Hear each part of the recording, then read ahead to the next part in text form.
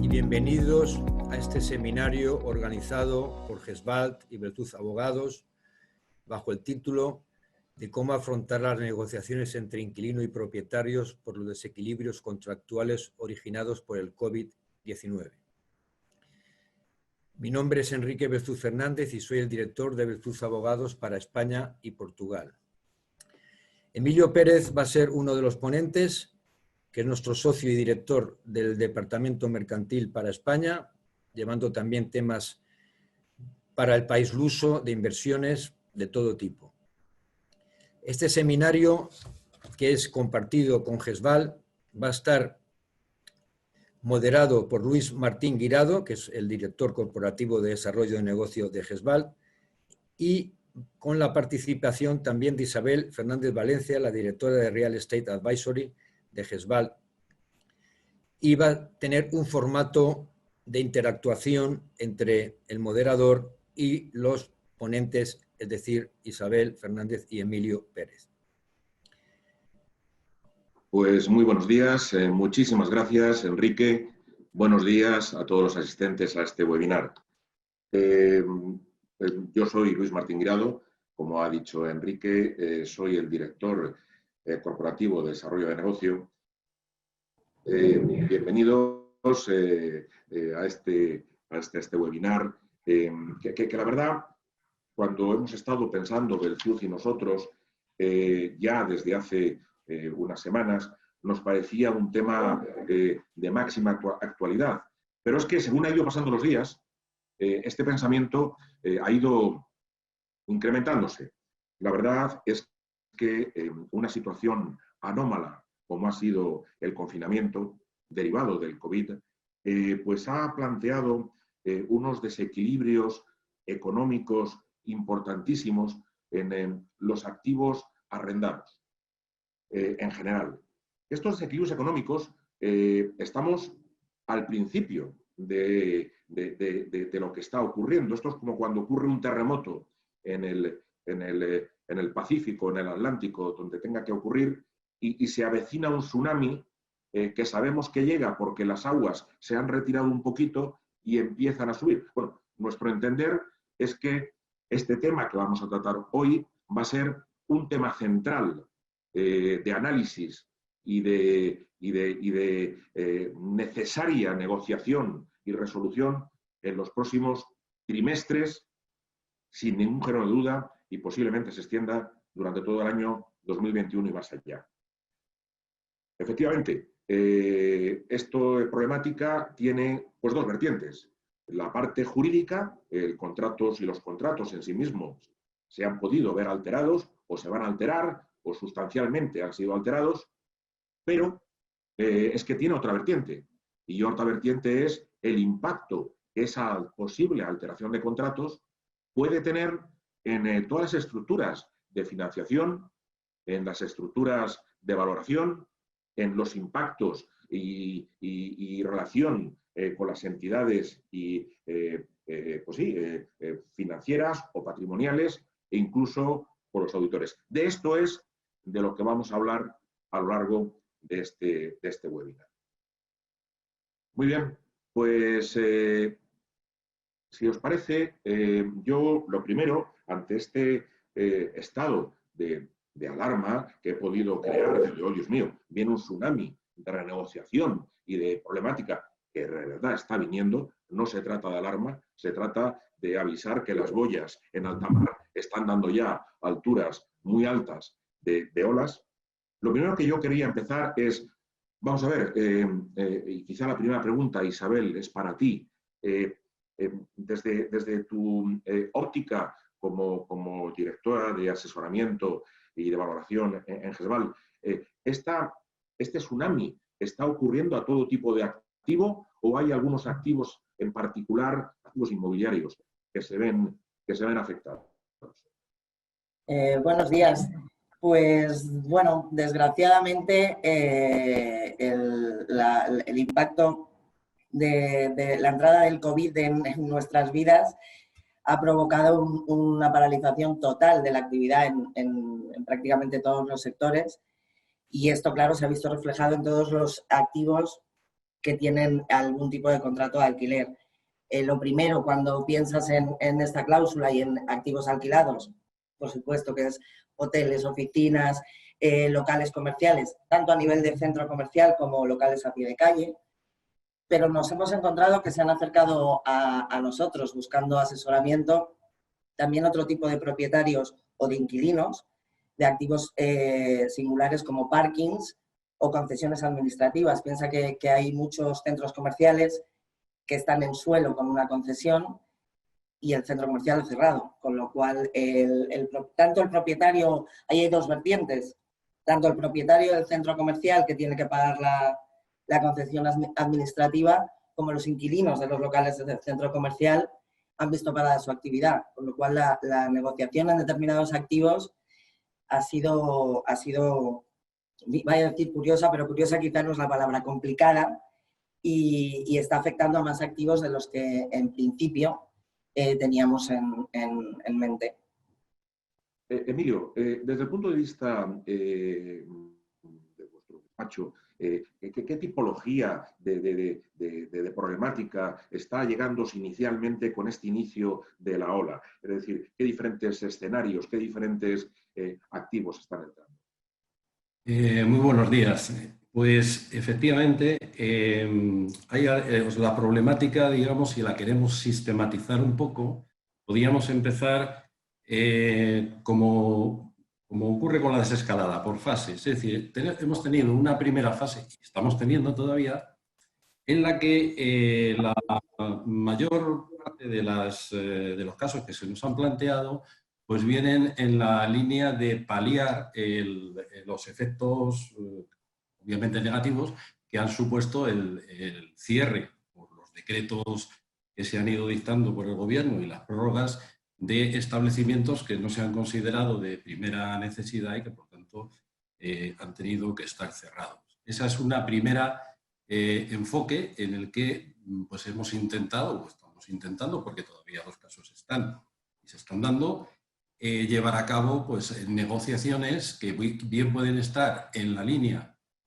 de la suspensión del contrato, más en la línea de decir no pagar o suspender la renta o la reducción de la misma durante ese tiempo en que los establecimientos o no pueden estar abiertos o como consecuencia de las medidas pues han tenido una rebaja muy sustancial de su actividad. Este, digamos, es un primer momento.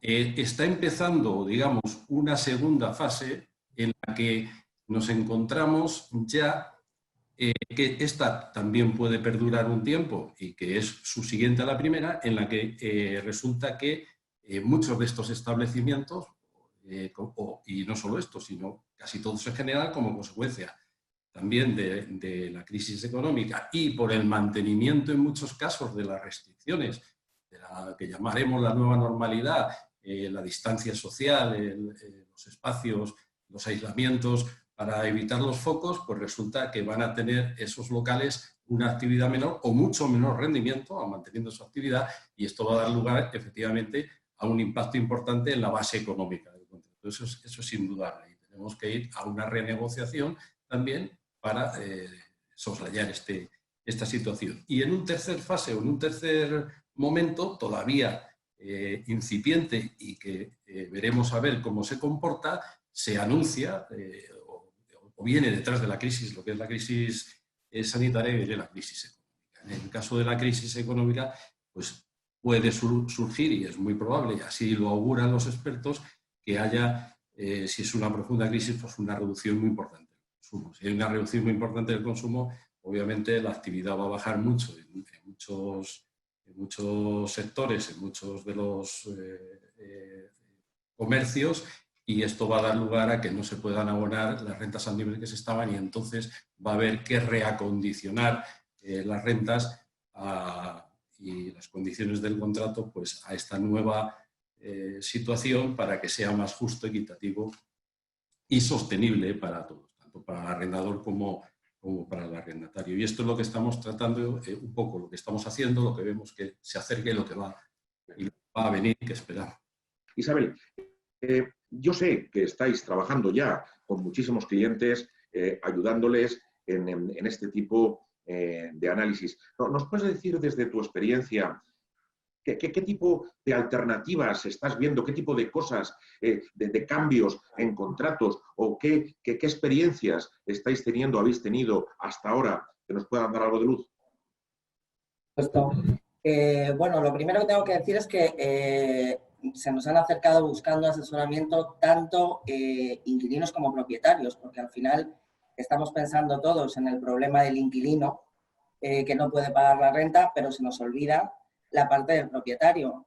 Por ejemplo, en centros comerciales muchos propietarios cotizan en bolsa, tienen un problema si realmente no perciben las rentas que tienen por contrato. Pero bueno, a nivel de lo que me preguntabas, la solución, estamos tratando de buscar soluciones para los dos. Y estamos viendo muchas casuísticas de contrato. Hemos visto, por ejemplo, locales a pie de calle que lo que han hecho es renegociar el contrato, eliminando por completo la renta fija y dejando un contrato durante un año con efecto retroactivo 11 de marzo de 2020, 11 de marzo de 2021, única y exclusivamente renta variable, para sentarse en 2021 a renegociar renta fija de nuevo, porque piensa, Luis, que, bueno, Emilio y en general la audiencia, que hay muchos locales a pie de calle que no solo han visto reducido la actividad y, como decía Emilio, por la crisis económica que viene, el consumo, es que además los problemas de aforo también van a limitar mucho el impulso de compra, que al final los locales a pie de calle también viven mucho de ese impulso. Entonces, la renta variable en estos casos la estamos viendo muchísimo para locales a pie de calle. Hemos visto también periodos de renta libre, también durante un periodo, pues a lo mejor hasta 6 meses o incluso también un año, pero con la promesa, el acuerdo de poder alargar el contrato con obligado cumplimiento pues 2 o 3 años más, de manera que el propietario también gana porque tiene el local, el parking X, ocupado con obligado cumplimiento durante 1 o 2 años más.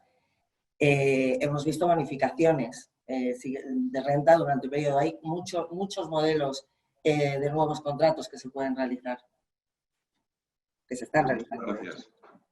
Emilio, desde el punto de vista jurídico, me gustaría que también nos dieras una visión de qué tipo de análisis o qué tipo de contratos y de cláusulas estés viendo y, por supuesto, me gustaría muchísimo que nos hicieras tu visión de cómo se está aplicando la cláusula rebus sic stantibus, si es que se está aplicando, cómo está defendiendo, e incluso si nos puedes comentar algo sobre los posibles efectos que está teniendo el Real Decreto de 15-2020 de 21 de abril de protección de inquilinos.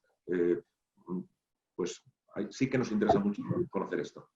Pues sí, como no, efectivamente, el derecho español o el ordenamiento jurídico español, que quizá, los abogados siempre nos gusta dar alguna opinión, quizá no sea de los que más avanzados en el sentido de tener mecanismos de reajuste y demás, pero bueno, a verlos los hay.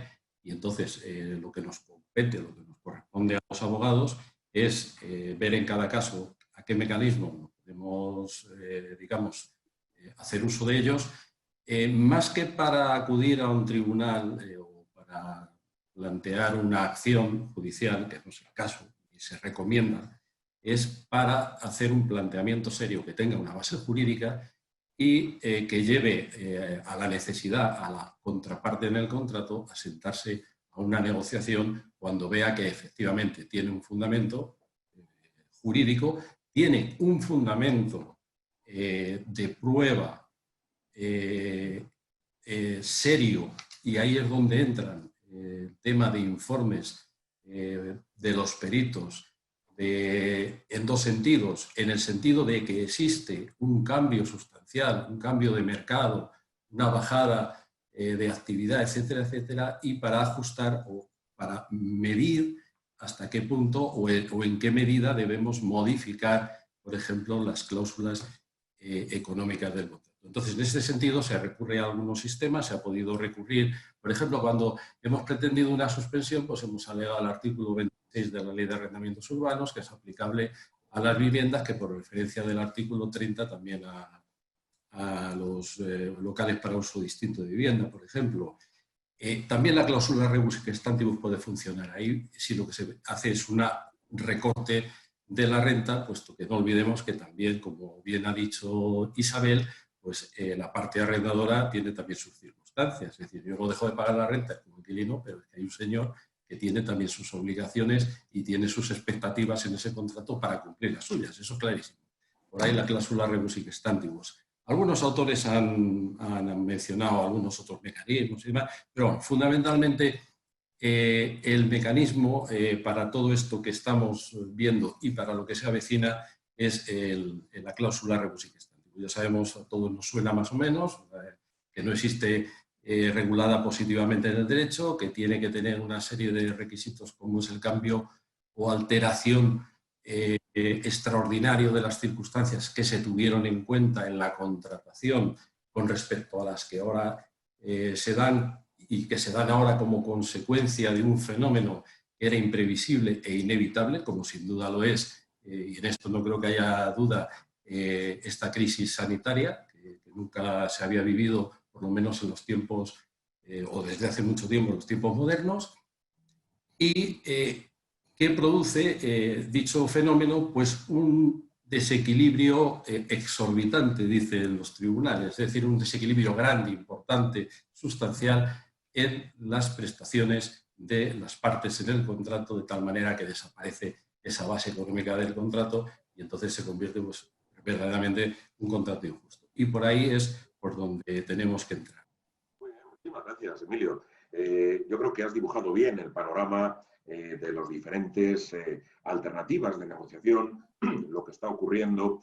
Pero por ahí me gustaría seguir avanzando en esos aspectos que a veces estamos tan centrados en resolver el problema de la renta, el problema de la negociación, el problema de cómo salvo el equilibrio económico, que nos olvidamos que a veces puede tener unos impactos muy serios en la valoración. Es decir, el activo, cuando es un activo generador de flujos de caja, cuando es un activo que necesariamente y casi siempre tiene detrás unas estructuras de financiación, tiene la pertenencia a un fondo de inversión, a una SOCIMI, o incluso, aunque sea un family office, tiene unos rendimientos esperados, que voy a decir si son compañías de seguros, es que las negociaciones de los contratos pueden tener unos efectos importantes en la valoración.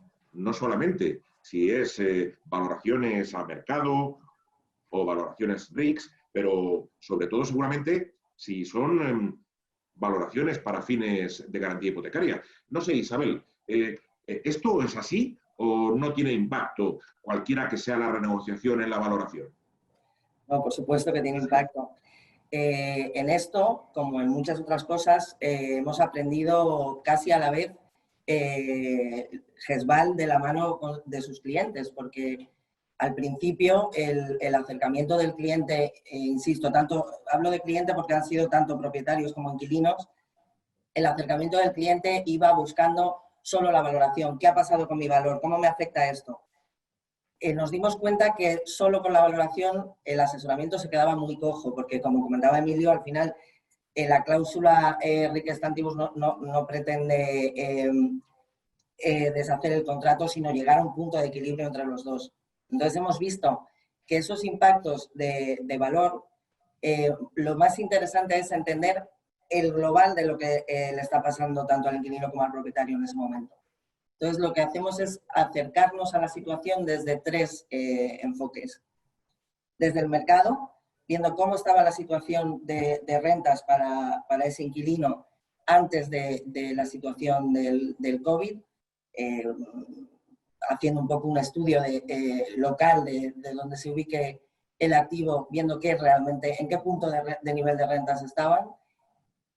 Otro enfoque viendo qué ha pasado después del COVID, si ya se ha visto una bajada de rentas, si no, un estudio en general de qué es lo que pasa hoy, una valoración del negocio o sea, del negocio del inmueble, y además apoyado con una valoración financiera que permita, pues por ejemplo, lo que comentaba antes de la renta variable, ese enfoque financiero permite a las dos partes, realmente a la hora, por ejemplo, de fijar una renta variable, si estás viendo cómo está más o menos saneado el negocio, el business plan que tiene la empresa, las ventas que cree que va a poder generar una vez reanudada la actividad, con esas tres patas intentamos dar un asesoramiento global y facilitar a la parte legal que la redacción de un nuevo contrato o el encuentro, la importancia de encontrar ese punto de equilibrio para los dos sea mucho más fácil.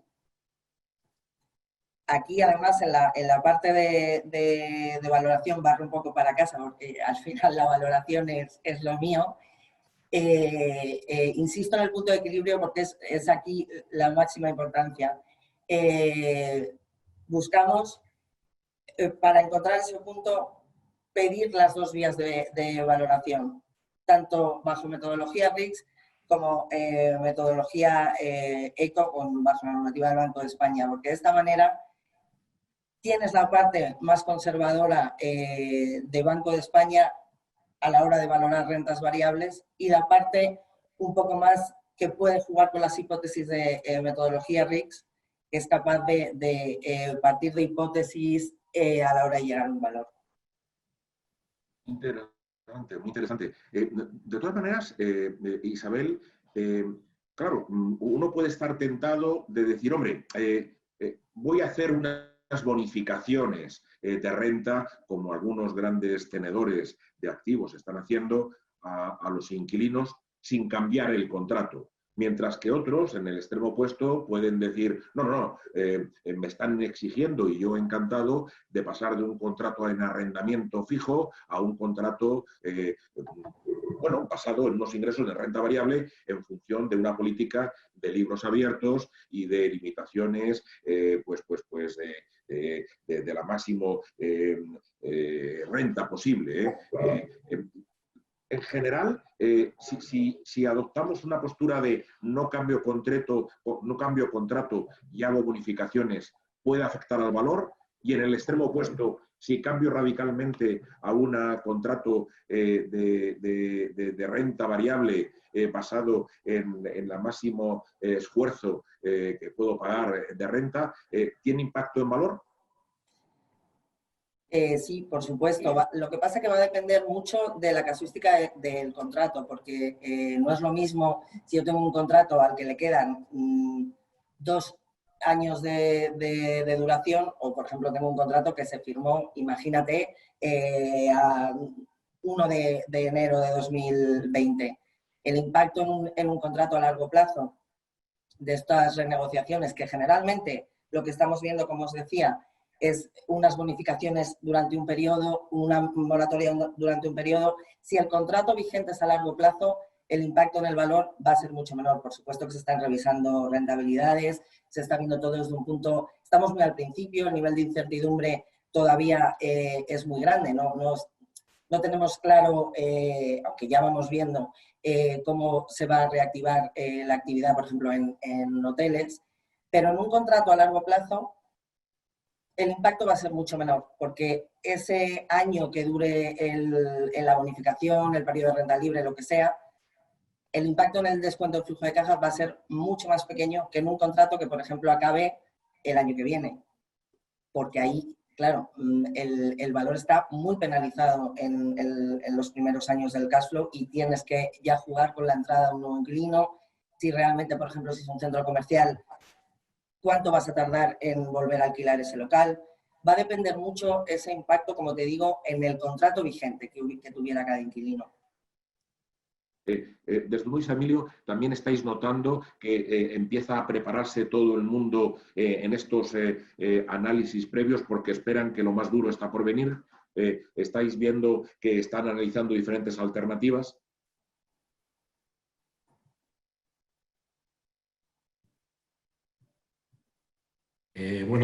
Queréis que os diga yo nuestra experiencia, efectivamente.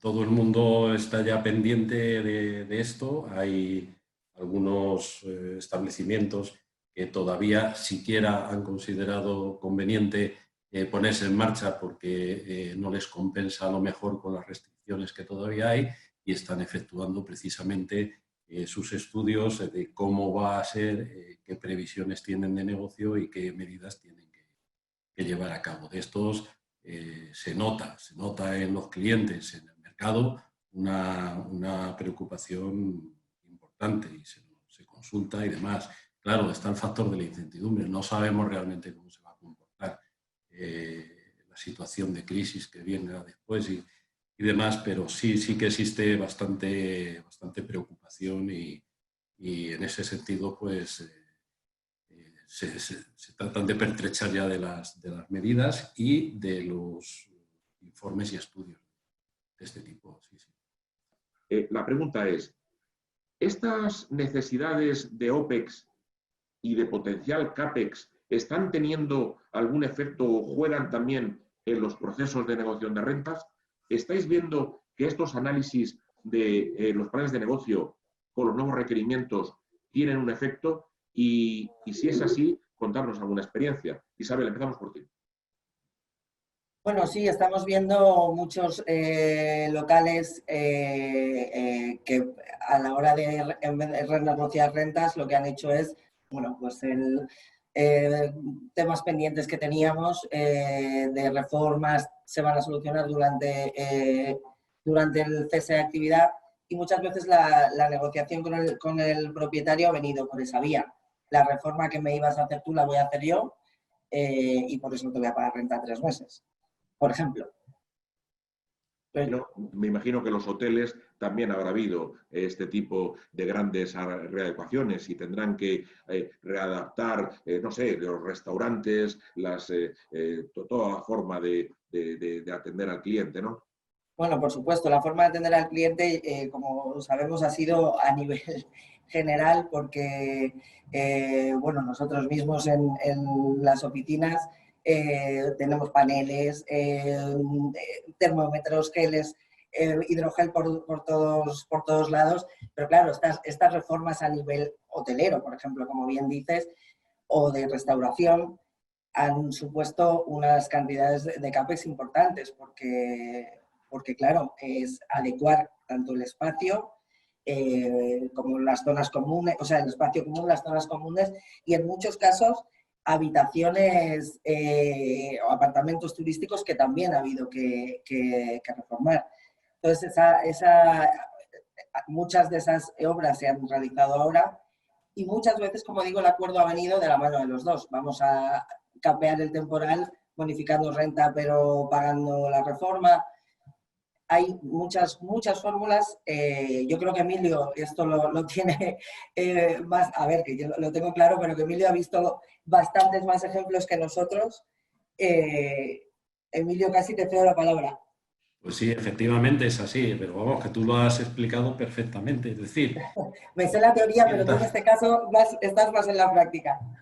cuando uno se sienta pues, con un cliente a renegociar un contrato de arrendamiento, sobre todo, como tú has comentado, de arrendamientos de establecimientos de hostelería, hoteles, restaurantes, etcétera, lo primero que se piensa y lo primero que se empieza es por retocar, es decir, vamos a modificar o vamos a establecer condiciones económicas. Entonces, por ahí se intenta, eso tiene sus dificultades, como todo. Otro punto que se toca mucho es, vamos a ajustar la duración, porque a lo mejor hay que hacer una inversión, bueno, pues me voy a cubrir en tener más plazo de explotación para poder rentabilizar mi inversión, el gasto que tengo que hacer, pero como decía Isabel, en muchas ocasiones la solución está viniendo dada por la distribución de gastos o la distribución de inversiones entre arrendador y arrendatario. Es decir, no pocos casos se están solucionando con alguna concesión por parte del arrendador en el sentido de efectuar mejoras de instalaciones o de otro tipo de este tipo de mejoras en los locales, que al fin y al cabo, pues es una también compensación de un gasto que en otro caso debería de hacer a lo mejor más adelante.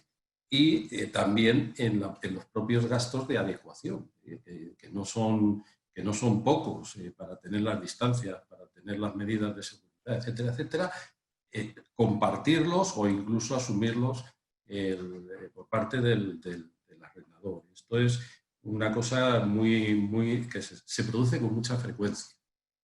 Muy bien, Emilio. Pues oye, quiero dar muchas gracias a todos los que habéis participado, que lo habéis hecho muy bien. Y además anunciaros que GESVAL y Belzuz también en sus filiales portuguesas pues van a organizar un seminario parecido creo que es el día 7 de julio, vamos a enviaros la invitación, porque también hablaremos de aquel mercado que es de mucho interés para todas nuestras empresas españolas.